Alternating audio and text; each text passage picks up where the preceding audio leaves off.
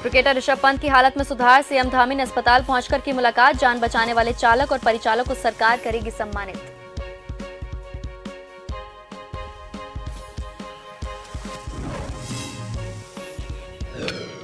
उत्तराखंड के 102 निकाय में ओपन जिम की सौगात, मुख्यमंत्री धामी ने वर्चुअल किया लोकार्पण, स्थानीय लोगों ने जताई खुशी।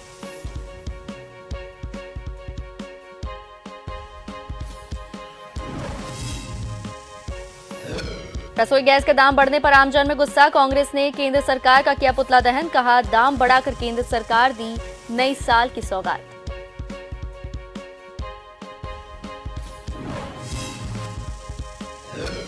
यूकेएसएससी पेपर लीक प्रकरण, अभ्यर्थी 10 जनवरी को करेंगे दिल्ली कूच, राज्य सरकार और आयोग के खिलाफ भरेंगे हुंकार।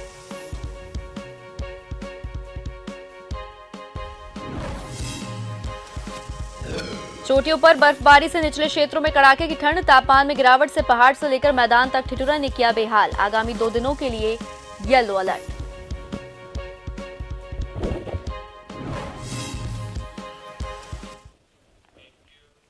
अब खबरें विस्तार से। देहरादून के मैक्स अस्पताल में भर्ती क्रिकेटर ऋषभ पंत से मिलने मुख्यमंत्री पुष्कर सिंह धामी पहुंचे। इस दौरान सीएम ने बताया कि पिछले 2 दिनों में ऋषभ की हालत में काफी सुधार हुआ है। डॉक्टर्स और बीसीसीआई के लोग उनके संपर्क में हैं। इसके साथ ही उन्होंने कहा कि अभी ऋषभ मैक्स अस्पताल में ही रहेंगे। भारी चोटों का दर्द जब कम हो जाएगा उसके बाद आगे का निर्णय लिया जाएगा। सीएम धामी ने कहा कि पिछले 2 दिनों में उनमें काफी सुधार हुआ है। हम प्रार्थना करते हैं कि वे जल्द स्वस्थ हों। इसके साथ ही धामी ने ऐलान किया है कि उन डॉक्टर, ड्राइवर और कंडक्टर ने पंत की जिन्होंने जान बचाई थी, उन्हें अपनी जान जोखिम में डालकर बचाई थी, उन्हें सरकार गणतंत्र दिवस पर सम्मानित करेगी।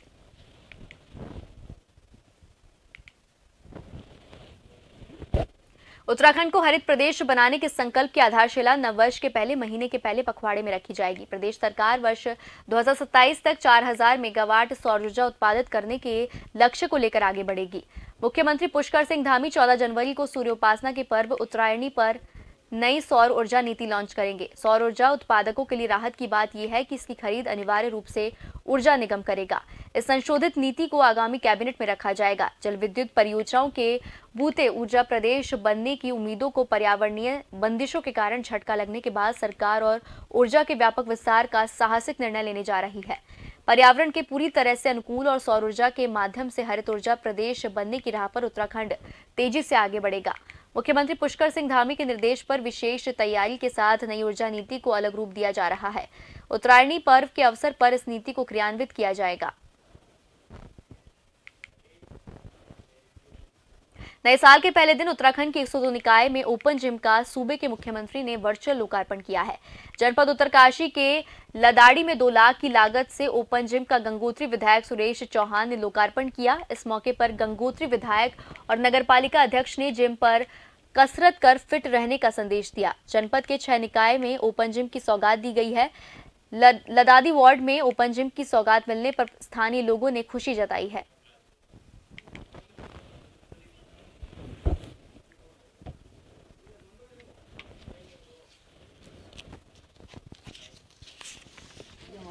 हमारे सरकार की जो मंशा है कि जो नगर क्षेत्रों में जहाँ जहाँ पर पार्क हैं, हमारे जो उस मोहल्ले के रहने वाले, उस वार्ड के रहने वाले लोग हैं, वो सुबह शहर को स्वच्छता भी रखें। और जिम का जो यहाँ पर आज जो है हर जगह पूरे प्रदेश के अंदर जगह जगह माननीय मुख्यमंत्री जी जो उद्घाटन कर रहे हैं, जो उनकी सोच है, उस दिशा में कहीं ना कहीं हम जागरूकता के प्रति और जो आज वर्चुअल बैठक के माध्यम से माननीय मुख्यमंत्री जी जो आज पूरे प्रदेश में लगभग 95 नगर निकाय, नगर पंचायत, नगर निगम में जो हमारे यहाँ पर जिम का जो उद्घाटन हो रहा है, उसके लिए मैं सभी नगर पालिका के हमारे अध्यक्ष जी, हमारे तमाम जितने भी जनप्रतिनिधि यहाँ पर आए हैं। डोईवाला नगर पालिका के 10 वार्डों को ओपन जिम की सौगात देते हुए देहरादून में मुख्यमंत्री पुष्कर सिंह धामी ने वर्चुअल लोकार्पण किया। प्रदेश की 54 नगर पंचायतों में लगभग 94 ओपन जिम को नगर क्षेत्र को समर्पित किए हैं। इस अवसर पर शहरी विकास मंत्री प्रेमचंद अग्रवाल ने भी कार्यक्रम में वर्चुअल शिरकत की और कहा कि नए साल के पहले दिन सरकार ने बच्चों के साथ बुजुर्गों और महिलाओं को ओपन जिम देकर नगर क्षेत्र की जनता को स्वस्थ रहकर अपने आप को फिट रखने का संदेश दिया है। डोईवाला के विधायक ब्रजभूषण गैरोला ने डोईवाला नगर पालिका में ओपन जिम का उद्घाटन करते हुए कहा कि यह जिम युवा वर्ग के साथ ही आने वाली पीढ़ी के लिए उपयोगी है।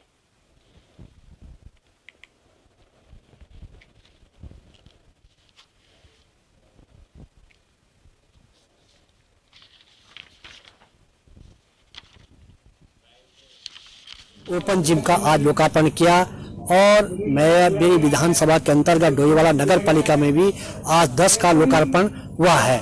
मैं अपने शहरी विकास मंत्री जी का भी बहुत आभार प्रकट करता हूं, आदरणीय प्रेमचंद अग्रवाल जी का भी, कि उनका भी हमको आशीर्वाद मिला। और निश्चित तौर पर हमारे जो ये नगर पालिका डोईवाला है ये स्वच्छता में प्रथम आया है, आप सब लोग जानते हैं। और इस डोईवाला नगर पालिका के विकास के लिए हम लोग, मेरे यहाँ नगर पालिका की पूरी हमारे सम्मानित अध्यक्ष जी, हमारे सभी सम्मानित हमारे सभासद, हमारे ईओ साहब, विश्वास है मैं पूरा प्रयास करूंगा इसके लिए कि हमारे जो अन्य जो डिमांड भी यहाँ पे हमने यहाँ पर विभाग 20 की हमने मांग करी है और भी भविष्य में यहाँ पे लगेंगे। ये जो जगह जगह पर हर वार्ड में जो जिम लगाए जा रहे हैं, और हमने इससे पूर्व युवा कल्याण से लगे थे, लेकिन ये बहुत एक सराहनीय काम है।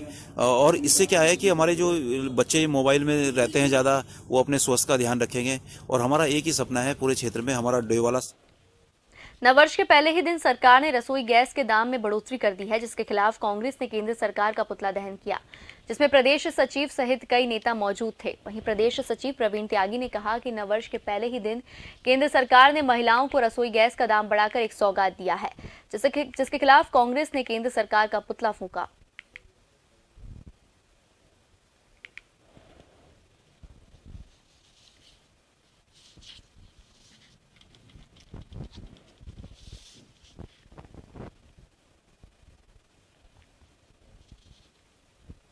आज ही के दिन केंद्र सरकार द्वारा महिलाओं को रसोई गैस की कीमतें बढ़ाकर भाजपा सरकार ने एक नई सौगात दी है, गैस की कीमतों में वृद्धि करके। और कांग्रेस लगातार महंगाई बेरोजगारी के खिलाफ बोलती आ रही है कि इस पर अंकुश लगाया जाए, लेकिन भाजपा सरकार द्वारा लगातार गैस सिलेंडरों पर, गैस की बढ़ती कीमतों पर लगातार बढ़ते जा रही है, जिसके विरोध में हमने आज इसका विरोध स्वरूप पुतला दहन किया।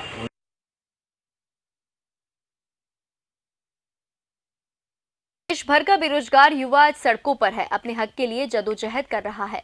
दरअसल यूकेएसएससी पेपर लीक प्रकरण की जांच के बाद आयोग के अध्यक्ष जीएस मर्तोलिया ने वीडीओ बीपीडीओ भर्ती को रद्द कर दिया और अब ये तमाम अभ्यर्थी सड़कों पर हैं और सरकार और आयोग का पुतला दहन कर रहे हैं। इतना ही नहीं, अपनी भर्ती की बहाली के लिए आगामी 10 जनवरी को दिल्ली के जंतर मंतर के लिए कूच भी कर राज्य सरकार और आयोग के खिलाफ हुंकार भरेंगे।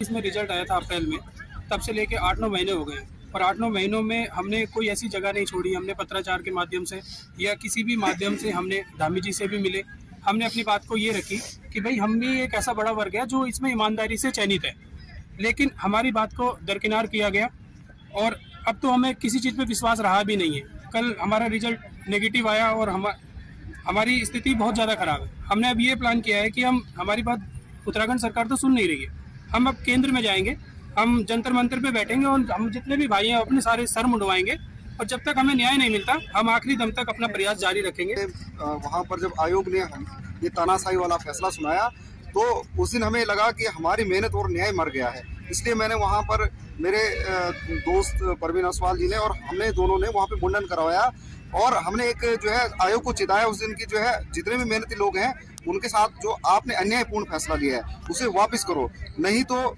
आने वाले समय में हमारे जितने चयनित छात्र हैं तीनों भर्ती के जो निरस्त करेंगे आपने, वो सभी लोग जो है एक साथ मुंडन करेंगे। और आज हमने न्याय की जो है अंत्येष्टि भी कर ली है यहाँ पर पुतला दहन करके, कि हमने कहा कि जिस न्याय की हम अपेक्षा कर रहे थे सरकार से वो न्याय अब तक तो हमें कहीं दिखा नहीं। बुलेटिन में वक्त चला एक छोटे से ब्रेक का, जल्द लौटेंगे, बने रहिए जन टीवी के साथ।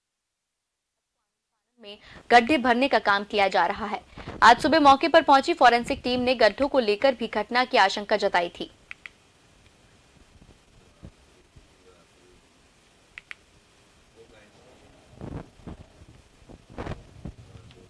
खबर देहरादून से है, जहां उत्तराखंड सरकार का आंगनबाड़ियों को तोहफा दिया गया है। आंगनबाड़ी केंद्रों में भी अब विशेष अवकाश लागू होगा। शासन की ओर से जिलाधिकारियों को इसे लेकर निर्देश जारी किए गए हैं। इस फैसले के बाद 20,000 से अधिक आंगनबाड़ी केंद्रों में आने वाले बच्चों और आंगनबाड़ी कार्यकर्ताओं को राहत मिलेगी।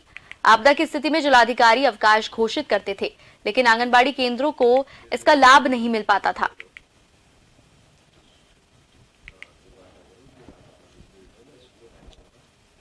उत्तराखंड के चिकित्सा शिक्षा एवं स्वास्थ्य मंत्री डॉक्टर धन सिंह रावत ने कहा कि सरकार के पैसे से एमबीबीएस, एमडी और एमएस करने वाले डॉक्टर्स के लिए बॉन्ड तोड़ना अब आसान नहीं होगा। अब एमबीबीएस के बाद 5 साल तक दूरस्थ क्षेत्रों में नौकरी नहीं की तो 1 करोड़ रुपए और एमडी, एमएस करने के बाद 2 साल नौकरी नहीं करने पर 2.5 करोड़ रुपए का बकाया जमा कराना होगा। उत्तराखंड के सरकारी मेडिकल कॉलेज में कम शुल्क पर ऐसे मेडिकल छात्रों को प्रवेश दिया जाता है जो पास आउट होने के बाद राज्य से निर्धारित अवधि तक सेवाएं देने का बॉन्ड भरते हैं। पूर्व में भी ऐसे मामले सामने आए हैं जिसमें बॉन्डधारी डॉक्टर्स ने बॉन्ड की शर्तों का अनुपालन नहीं किया। इससे राज्य में डॉक्टर्स की कमी को पूरा करने में सरकार को मुश्किलें पेश आ रही हैं। स्वास्थ्य मंत्री धन सिंह रावत ने कहा कि राज्य में 2023 तक सर्जनों की कमी पूरी हो जाएगी। सभी अस्पतालों में बायोमेट्रिक उपस्थिति के साथ ही सीसीटीवी अनिवार्य किया जाएगा।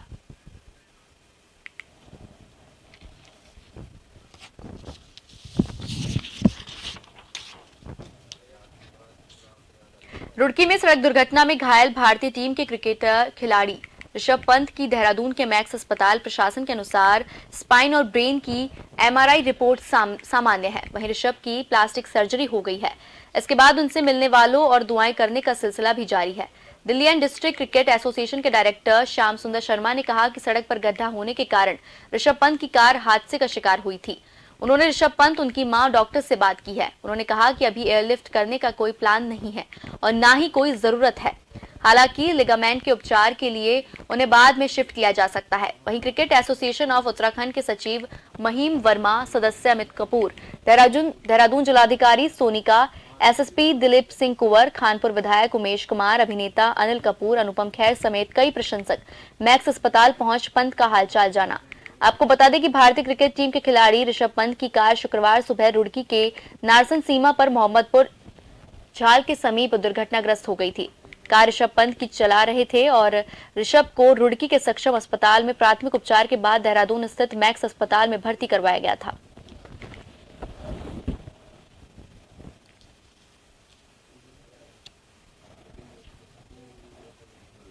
उत्तराखंड के हल्द्वानी का बहुचर्चित रेलवे प्रकरण अब दिन प्रतिदिन जोर पकड़ रहा है। मामले में केंद्रीय मंत्री ने कहा कि रेलवे प्रकरण से पीड़ित लोग भारतीय हैं और उनका हमारा दुख है। वहीं नेता प्रतिपक्ष यशपाल आर्य ने कहा कि रेलवे प्रकरण के प्रति सरकार के मन में खोट है तथा सरकार चाहती है कि किसी भी तरह से पीड़ितों को बेदखल कर दिया जाए। आपको बता दें कि हल्द्वानी में एक कार्यक्रम में प्रतिभाग करने पहुंचे केंद्रीय मंत्री एवं स्थानीय सांसद अजय भट्ट ने मीडिया से पूछे जाने पर रेलवे प्रकरण से पीड़ित लोगों के सवाल पर कहा कि प्रकरण में न्यायालय में है, जिसके चलते कोई भी बात कहना न्यायोचित नहीं है। उन्होंने कहा कि लेकिन रेलवे प्रकरण से पीड़ित लोग भारतीय हैं, जिसके चलते पीड़ितों का दुख उनका दुख है।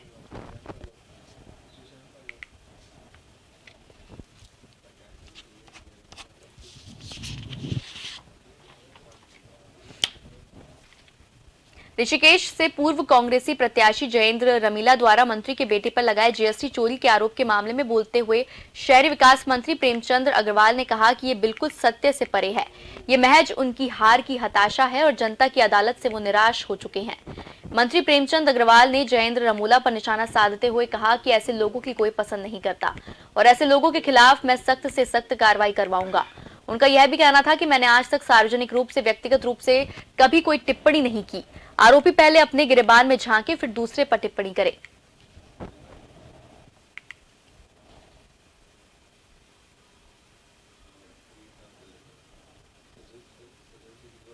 बिल्कुल सत्य से भरे है। वो मेरे को बदनाम करने का जो बार बार जिन्होंने प्रेस की है, उन्होंने उससे जब से वो हारे हैं, परेशान हैं, हताश हैं, निराश हैं, जनता की अदालत से वो बाहर हो चुके हैं, यानी 20,000 वोटों से वो हारे हैं। जब से हारे हैं तब से वो इसी प्रकार के हथकंडे अपना रहे हैं। मुझे दुख है इस बात का कि उस भाई को मैं बहुत बार सोचता रहा कि चलिए कोई बात नहीं, चलिए कोई बात नहीं, लेकिन अब हमने निर्णय लिया है कि उनके खिलाफ हम कानूनी कार्रवाई करेंगे। हरिद्वार में एसएसपी अजय सिंह ने खोए हुए मोबाइल देकर नववर्ष के दौरान कई चेहरों पर मुस्कान लौटाई है। निहारिका सेमवाल द्वारा अपनी कोर टीम के साथ मिलकर IMEI नंबरों को सर्विलांस में लगाकर लगभग 33,53,000 की कीमत के कुल 201 मोबाइल बरामद किए। हरिद्वार पुलिस ने लगभग 63,54,000 से अधिक कीमत के मोबाइल बरामद किए हैं। वहीं मोबाइल पाकर सभी मोबाइल प्राप्तकर्ताओं के मायूस चेहरों पर मुस्कान लौटाई और मोबाइल पाकर सभी ने हरिद्वार पुलिस का धन्यवाद किया।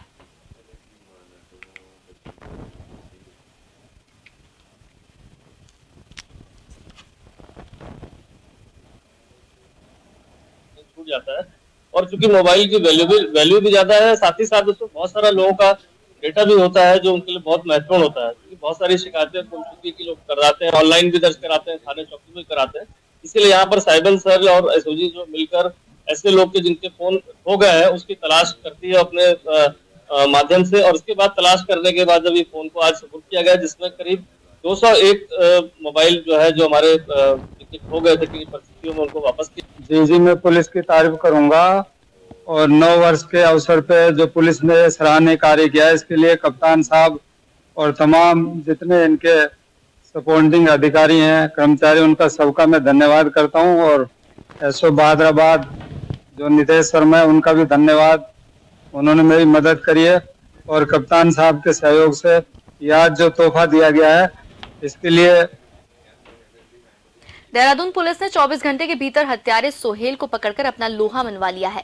पुलिस पूछताछ में अभियुक्त सोहेल ने अपना जुर्म कबूल किया और बताया कि आपसी विवाद के चलते अशरफ और सोहेल के बीच झगड़ा हो गया था, जिस पर आक्रोशित होकर सोहेल ने छोटे सिलेंडर से अशरफ के ऊपर हमला कर दिया और उसे मौत के घाट उतार दिया, जिसके बाद उसकी लाश को बोरे में भरकर ठिकाने लगाने के लिए सोहेल इंतजार कर रहा था, लेकिन उससे पहले ही देहरादून पुलिस ने उसे धर दबोचा। आपको बता दें कि पिछले दिनों डालनवाला क्षेत्र में बोरे के अंदर लाश मिलने का सनसनीखेज मामला सामने आया था।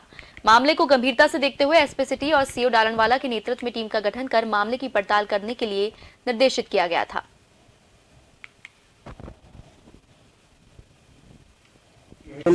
नौशाद, इसी ने अपनी जो मित्र है अशरफ, उसका जो एक भी नजीबाबाद का रहने वाला, उसका मर्डर किया था। मर्डर का मुख्य कारण ये था कि गोलिस्तान म्यूचुअल फंड लिमिटेड करके अशरफ ने खोली थी और उसको लेकर के दोनों में लेन देन को लेकर के विवाद था। 21 तारीख की रात को 11:30 के लगभग इसने उसके सर पर जो है छोटा वाला जो सिलेंडर होता है उससे वार किया। गुत्थम गुत्था दोनों में हुई और उसको वार करने के बाद वो बेहोश हो गया। उसकी डेड बॉडी को एक प्लास्टिक के बोरे में डाल करके उसको ठिकाने का प्रयास कर रहा था। वो हिंदुस्तान की अंतिम सरहद पर बसा हुआ एक ऐसा गांव जिसका नाम नीति घाटी है। इसी नीति घाटी में बाबा टिम्बर सेन महादेव की प्राचीन गुफा विद्यमान है, जिस गुफा के भीतर साक्षात अमरनाथ की तरह भगवान महादेव के शिवलिंग के दर्शन होते हैं।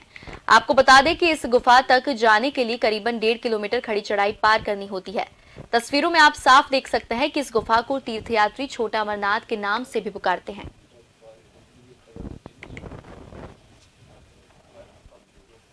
जोशीमठ को देवनगरी के नाम से जाना जाता है, जिस देवनगरी में कई तीर्थ स्थल से लेकर कई पर्यटक स्थल मौजूद हैं।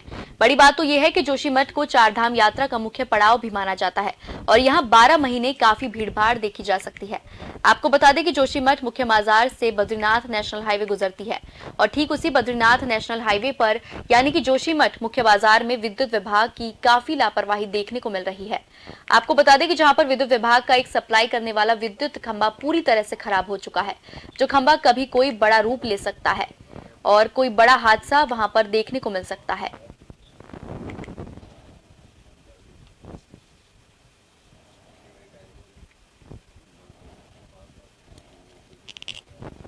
यहाँ पर एक मुख्य बाजार में एक बिजली का पोल है हाई टेंशन का, तो वो वहाँ पर से एक गली है, वहाँ जाने का रास्ता लोग आते जाते रहते हैं और मुख्य बाजार है, रोड है। आजकल पर्यटकों का 31 से साल का अंतिम दिवस है, तो काफ़ी मात्रा में यहाँ पर बाहर से सैलानी आ रखे हैं और सैलानी आज लगता है कि आज रात और कल 2-3 दिन तक यहाँ पर काफ़ी भीड़ और रश रहेगा।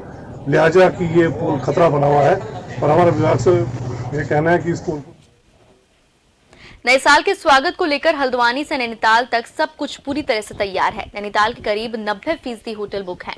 नैनीताल शहर को खूबसूरत लाइटों से सजाया गया है। रामगढ़, मुक्तेश्वर, भीमताल, सातताल, नकुचिया ताल, जिम कॉर्बेट और हल्द्वानी में पर्यटकों की आवाजाही लगातार हो रही है। नए साल का जश्न पर्यटकों ने सौहार्दपूर्ण वातावरण में बनाया। कुमाऊं कमिश्नर ने पर्यटकों की उमड़ती भीड़, पार्किंग सख्त दिशा निर्देश जारी किए। पुलिस और परिवहन को साथ निर्देश दिए गए कि कोई भी पर्यटक ड्राइव करते समय अल्कोहलिक ना हो। यदि कोई भी पर्यटक ऐसा करता हुआ पाया जाएगा तो उसके खिलाफ सख्त कार्रवाई की जाएगी।